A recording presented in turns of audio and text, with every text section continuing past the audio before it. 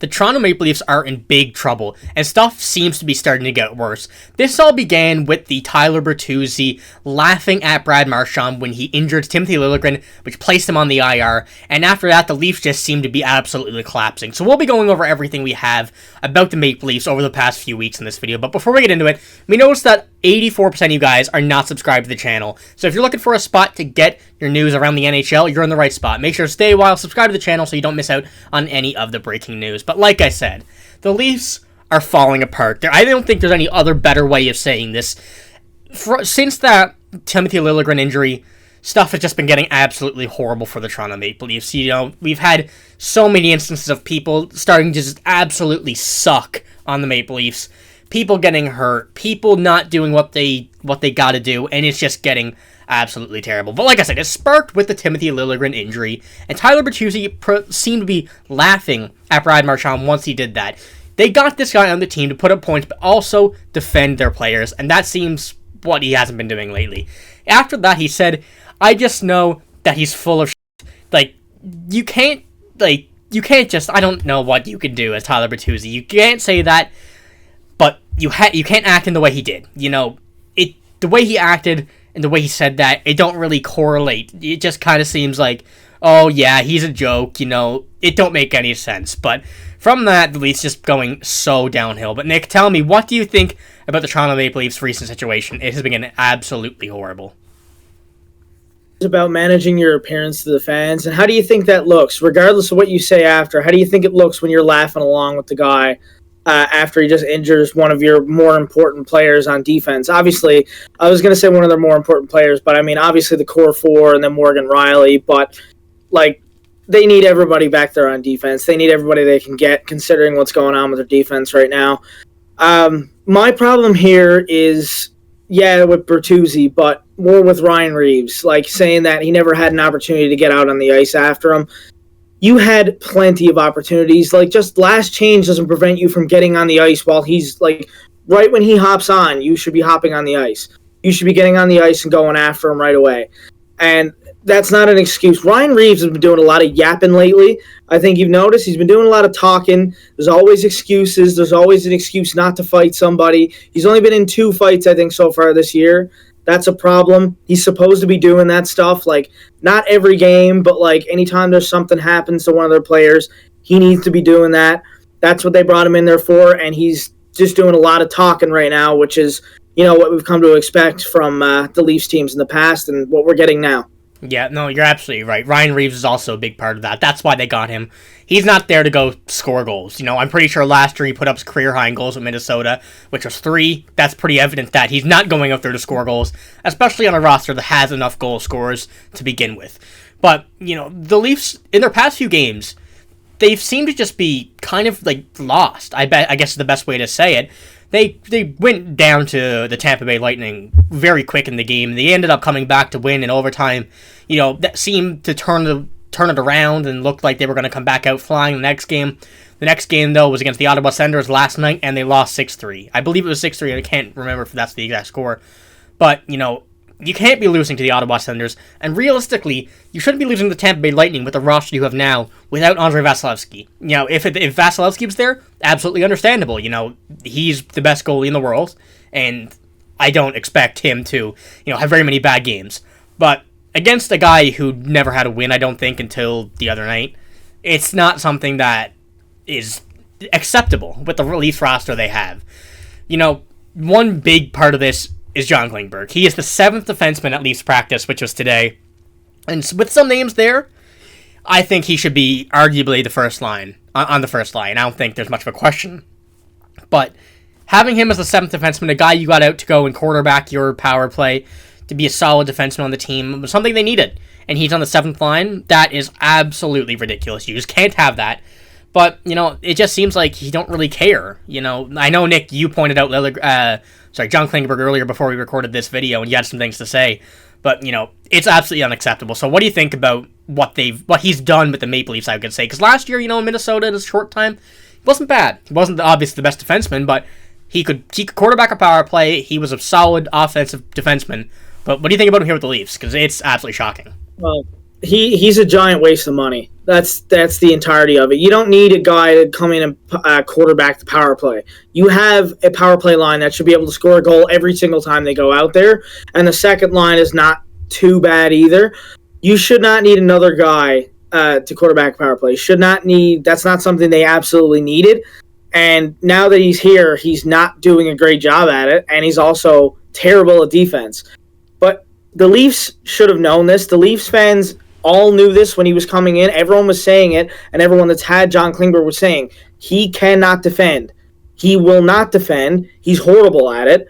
No one's ever seen him make, I don't know, a good defensive play ever. So this is not shocking to me, like, at all. If you want to put him out there on your top defensive pairing, which I have a problem with that, you can't put him on a top defensive pairing because he's going to be playing the top guys, and you want to keep him away from the top guys. You want to put him on the bottom defensive pairing and out in the power play when you need a goal or something like that. Like he's got to be on the power play, but you can't have him on the top pairing. I don't care how good his offensive numbers have been in the past. He's not that great anymore, and he's just going to get shelled out there every time he goes out. I mean, I remember seeing last night there was a play where Ottawa scored a goal, and Klingberg was in front of the net just standing there holding his stick up while there were two of the forwards were back there actually trying to poke the puck away from, I can't remember who had it. It was might have been Giroux or Stutzel or something, but there's two forwards back there, and one of them was Max Domi, back-checking, playing defense. Max Domi was playing defense, actually giving an effort, and John Klingberg was not.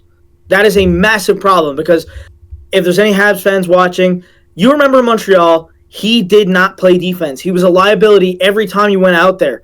That line scored a few goals that year. I think it was Domi, Drouin, and maybe Gallagher or something at that point, or maybe Armia or something like that. That line was horrible at defense. Max Domi was giving an effort. John Klingberg was not. That is a massive problem for the Leafs. Yeah, no, you're absolutely right. Like, yeah, I should have reiterated that he shouldn't be on the first line due to his defense, lack of ability of defense, but his offense should be good enough to be able to play the first line on a team that has some competent defense, like to be able to offset, offense and defense wise. But it seems to be that John Klingberg was the second option for the Toronto Maple Leafs in the offseason, because this came out saying that they wanted Matt Dumba on July 1st, but both sides couldn't reach a deal. Now, I think, from a Minnesota standpoint, Matt Dumba was good. He was definitely a better defenseman than John Klingberg, but it still don't fix their issue of defense. Max Dumba is solid, but it's still kind of the same, path as John Klingberg. He's not a defensive defenseman. He can put up some offensive numbers, but that's not what they need. They need they need defense, and that's really what their point is going for the rest of this season, because the offense is good enough. I'll say that, there's obviously a few people like Tyler Bertuzzi, Max Domi, that I don't think are playing to the level people thought. John Klingberg is what people thought Jake Gardiner was right now. Like, it's just absolutely horrible. But with Timothy Liljegren on the LTIR, which don't make too much space, there's one name that is still a major free agent left that is reported to be in the final talks with a few other teams for one Patrick Kane. Chris Johnson reporting that Patrick Kane to Toronto is a real possibility, albeit a long shot, hoping that Brad Treliving can work some of the magic to lure a 3-time Cup winner to the Leafs. Now, I will say, Patrick Kane I think will help any team. Obviously, he's a much older player than he once was. He still has that ability, he still has the skill, but I really don't know if the Leafs need a Patrick Kane. I'll be honest with you, they went out and got a lot of offense in the offseason. I think more than they probably needed. I don't think Patrick Kane will solve any issue they have. Patrick Kane is not one known for his defense either. But, I guess if Leaf fans want it, go ahead. You can try it. I don't think it'll be the result you want. But, Nick, let's just finish it off here. One thing. What do you think about that Patrick Kane to the Leafs rumor? I think it... Obviously, it helps on offense. You're going to score more goals. But it's not going to help you keep the puck out of the net. Like Sheldon Keefe said it best the other night. We celebrate guys who go out there and put up big numbers and score big goals, but it doesn't help us and we don't talk enough about the pucks going in our net and like the stuff that we need to be doing defensively to keep the puck out of the net. It's just, it's the same story almost every time for Toronto. Even if they've had a decent goalie in the past and he just doesn't play up to par, or either that or he's playing great and the defense shells him out. So it's always goes back to that defense that Toronto's had. Like, they've never had a good defense in front of a goalie, and sometimes some nights they play good, some nights they don't. But hey, I mean, it's never been this bad because I've seen people wishing for Justin Hall to come back over John Klingberg. So that's how you know it's really bad. Yeah, no, I'm completely with you there. And by no means am I a Toronto Maple Leafs fan, but it's actually frustrating to watch this team. It really is, and I'm sure a lot of people can also say that. Just watching them on defense it's pitiful, to be honest with you. This is painful knowing that many other NHL players, many that they had before, would be able to make a play over someone they changed them out for, someone they traded for instead of that specific player. So we'll be seeing what the Leafs do for the rest of this season. I'm sure it'll probably be the same result it has been over the past, 20, 30, 40, 60, 50 years, So we'll be keeping tabs with the Leafs if they make any moves. Obviously, Patrick Kane, that's a huge one if they do choose to. I don't think it's their best option, but it certainly would help over some people they have. So we'll be keeping updates on that. Make sure to subscribe to the channel if you don't want to miss out on any of those updates or any updates around the NHL, because we'll be having mostly the Blackhawks, but also many other teams around the NHL and any major news. So if you liked the video, make sure to give it a like.